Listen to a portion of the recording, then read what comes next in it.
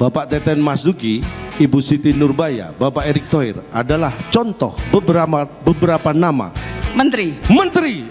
Tim A, tim B jawabannya sama atau tim B punya jawaban lain? Tetap menteri juga. Ini dia jawaban yang benar. Iya. Nama yang ada T-nya. Nggak sayang ya, Cak? Sama istri ya sayang lah. Bukan sama pilihan ini. Oh, saya itu banyak ya. Dan pengalaman itu bukan hanya sekarang, Rosi. Ketika ini saya ingat betul, bahkan itu waktu itu saya pun tidak berpikir sejauh itu ketika tahun 2014. Saya memilih untuk ikut dalam membantu kampanye Pilpres tahun 2014. Konteksnya waktu itu kan sama itu, Pak Jokowi dan Pak Prabowo, bagaimana partai pendukungnya. Tapi melihatnya bukan dari sisi itu, dari sisi saya.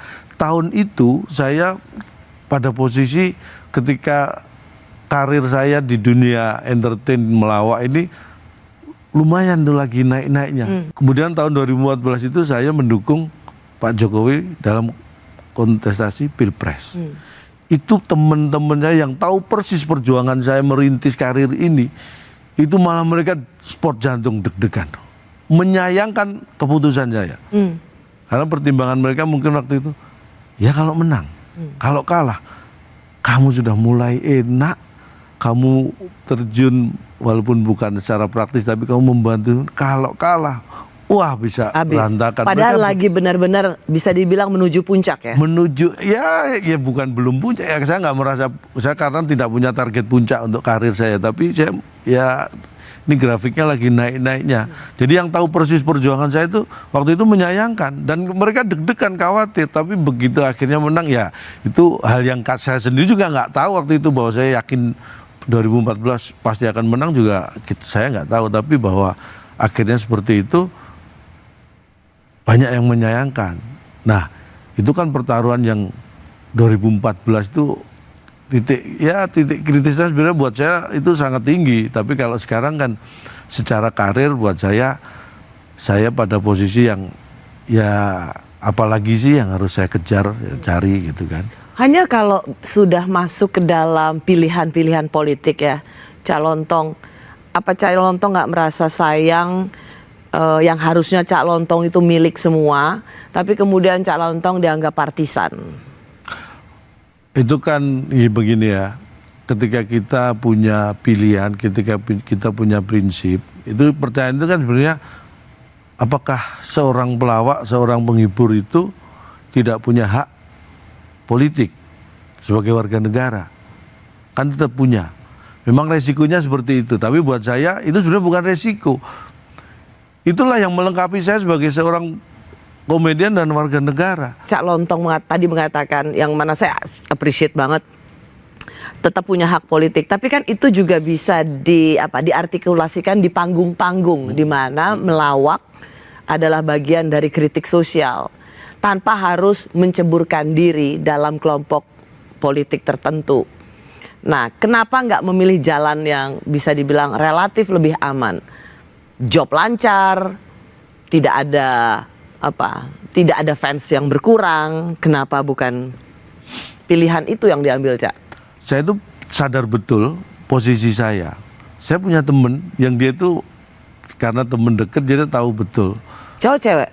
Ini teman saya ini perempuan, teman kuliah. Dia punya anak. Waktu itu dia tiba-tiba lama nggak komunikasi, tiba-tiba menghubungi saya. Waktu itu belum ada WhatsApp, BBM waktu itu ya.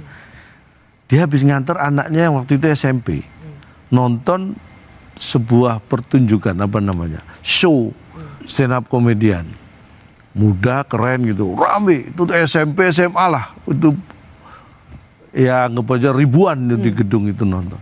Ketika dia melihat nganter anaknya, dia inget temennya yang juga komedian, juga komika, saya yang ngubungin. Dan kata-katanya itu bagus, itu memotivasi saya. Kapan ya saya bisa melihat temanku bisa seperti ini? Oh. Dieluk-elukan oleh ribuan orang datang di show-nya. saya ketika menerima itu, saya sadar bahwa, saya katakan bahwa saya harus realistis. Saya sudah tidak muda lagi, yang tidak bisa dibandingkan dengan komika yang muda seperti itu. Buat saya harus memilih segmennya. Saya mengejar mereka pun saya nggak akan bisa. Biarkan itu menjadi tempat mereka dan saya punya tempat sendiri. Karena begini, pertimbangan saya begini. Mungkin buat saya lebih realistis kalau saya diidolakan, dielu-elukan oleh 10 saja sebuah CEO sebuah perusahaan daripada ribuan anak-anak SMP SMA. Saya hanya memanfaatkan waktu yang sempit ini dan saya berkarir dan seefektif mungkin. Kalau saya mengharapkan mereka mungkin terlalu, ya saya harus mundur ke belakang dan saya nggak punya energi seperti itu. Jadi ketika saya dihadapkan, saya melihat seperti yang saya katakan, di entertain pun saya tetap punya prinsip. Apalagi dalam konteks seperti ini, ketika saya merasa bahwa dalam karir saya, apalagi sih yang saya kejar, ini ada sebuah tanggung jawab, ini ada sebuah kesempatan buat saya untuk bisa membuktikan kepada saya sendiri sebenarnya bahwa saya bisa lebih dari itu.